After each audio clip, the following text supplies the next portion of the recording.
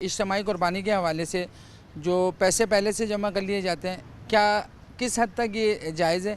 क्योंकि जो सुना गया है कि जो चीज़ मौजूद ही ना हो और उसके पैसे पहले से पैसे जमा नहीं किए जा सकते।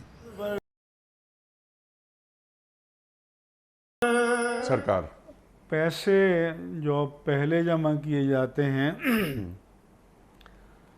अलल हिसाब जमा किए जाते हैं, वो उस वक्त किसी गाय का या बैल का सौदा नहीं हो रहा होता, बल्कि वो एक आदमी को अपना वकील बनाते हैं ताकि वो सब की तरफ से एक जानवर ख़रीद ले या सब मिलकर ख़रीद लें। जब जानवर ख़रीद लिया जाता है तो जो उसकी हकीकी कीमत लगती है तो फिर वो 7 हिस्सों पर तकसीम की जाती है। किसी ने ज़्यादा दिए हैं तो वापस ले सकता है, कम दिए हैं तो उसको मज़ीद देने होंगे।